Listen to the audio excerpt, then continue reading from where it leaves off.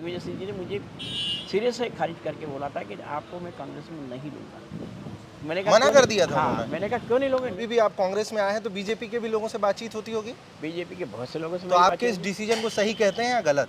इस तरीके से दिग्विजय सिंह जी की तारीफ कर रहे हैं, ये कांग्रेस में आने की वजह से आपके सुर बदले हैं या आप शुरू से ऐसा सोचते? पूर्व मुख्यमंत्री स्वर्गीय कैलाश जोशी के बेटे दीपक जोशी आज पंजाब केसरी के कैमरे पर है। सर स्वागत है। जी नमस्कार। सर आज ना बातचीत बहुत शॉर्ट में रखा है मैंने, और पहला एक सवाल जो सबसे ज़रूरी है, सर क्या बदला? आज कांग्रेस पर खड़े हैं आप, कांग्रेस के प्रदेश कार्यालय पर, इससे पहले बीजेपी कार्यालय में हुआ करते थे, कुछ महीने बीत चुके हैं। किस तरीके का बदलाव आता है जब कोई राजनीतिज्ञ अपनी एक पार्टी छोड़ करके दूसरी पार्टी में आता है? भाई मैं तो हमेशा पॉलिटिक्स को खेल की दृष्टि से लेता रहा, और जब बीजेपी के पास में एक बार आपको याद होगा पिछले चुनाव के टाइम भी मैंने यही कहा था कि मैं खिलाड़ी के रूप में काम करना चाहता हूँ, और खिलाड़ी हमेशा मैदान में होना चाहिए। अगर आप मुझे इंटरनेशनल के लिए ठीक नहीं समझते तो नेशनल में ले, नेशनल नहीं खेलते तो मुझे स्टेट में ले, स्टेट नहीं खेलते तो डिवीजन में ले, डिस्ट्रिक्ट में ले। ये तो मतलब जिस लायक है उसको वहाँ पहुँचाना चाहिए, ग्राउंड पे खेलना चाहिए। लेकिन मैंने देखा कि मेरी जो उपयोगिता कहीं ना कहीं हो सकती थी उसको नहीं किया, तो भी मैं घर बैठा रहा। उसके बाद जब पिताजी की विरासत जो ईमानदारी है, उस ईमानदारी को जो चोट पहुंची और मेरे दिल को बहुत बुरी तरीके से कुरेद दिया, उस चीज़ ने मुझे झंझोड़ दिया, क्योंकि बागली विधानसभा में 17.5 करोड़ का घोटाला हुआ। मैं ये बड़ा आरोप लगा रहे हैं आप, पहले भी लगा चुके हैं ना? 1.5 साल तक मैं चक्कर लगाया, और लगाने के बाद कोई रिजल्ट नहीं आया। और दूसरा पिताजी के स्मारकों को लेकर तो बीजेपी में आपके रहते हुए, और पिताजी पूर्व मुख्यमंत्री भी लगातार ये हुआ, तो मैंने तय कर लिया था कि मैं वो मैदान अब छोड़ूंगा। मुझे इसलिए कांग्रेस थोड़ी सी अच्छी लगी।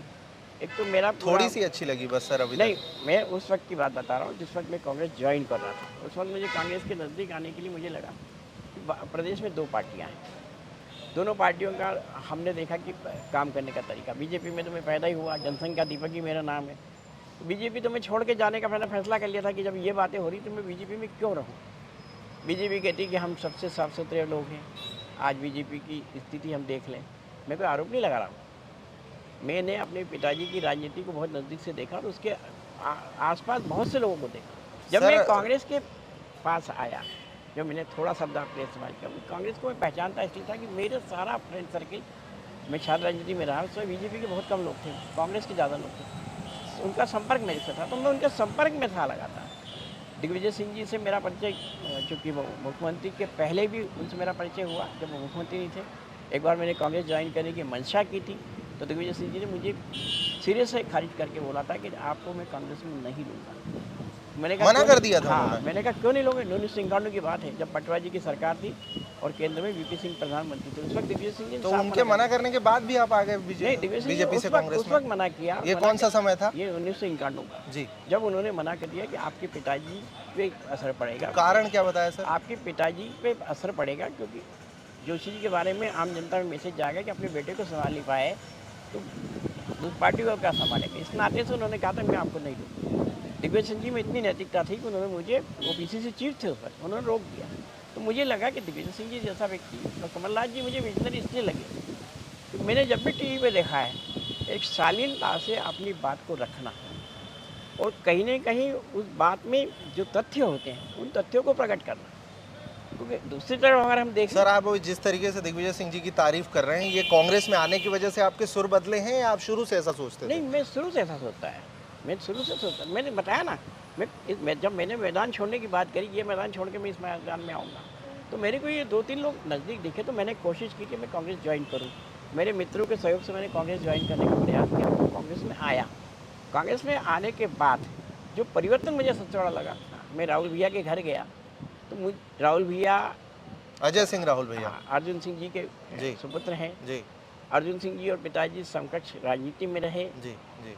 लोग ऐसे कहते बहुत बड़ा टकराव रहा, लेकिन अर्जुन सिंह जी जितना सम्मान मेरे पिताजी को आप गए तो कैसा क्या माहौल? मुझे ऐसा लगा। तो राहुल सिंह जी के यहाँ जब मैं गया जी, तो मुझे लगा कि बड़े भाई के नाते जो एक सीख या समझ या जो उनका एक हृदय से मेरा वो था वो करने का, आवभगत करने का, तो मुझे लगा कि मैं तो अपने परिवार में आया।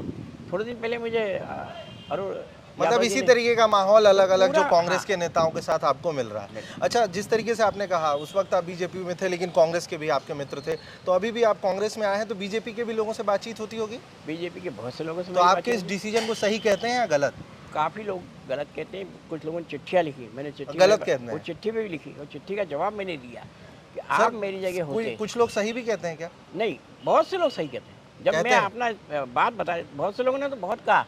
जब मेरा पहला जब मैं कांग्रेस में आया था, कमलनाथ जी के साथ मैंने प्रेस कॉन्फ्रेंस की थी, उस प्रेस कॉन्फ्रेंस में सुनने के बाद लगभग मैं कह रहा हूँ कि जनसंघ के ज़माने का वो कार्यकर्ता जो दीनदयाल जी और अटल जी के विचारों पे चलता है, उसने मेरे काम कहा था कि आपने सही डिसीजन लिया। आपने बहुत जल्दी में खुले में इस बारिश के बीच बहुत सारी बातचीत की, इसके लिए आपका बहुत शुक्रिया सर। तो ये थे दीपक जोशी, और ऐसी ही बातचीत लगातार आप लोगों तक पहुंचाता रहूं, इस प्रयास में जुटा हुआ हूं। ऐसी ही बातचीत के लिए पंजाब केसरी पर मैं और मेरे सहयोगी अंकित।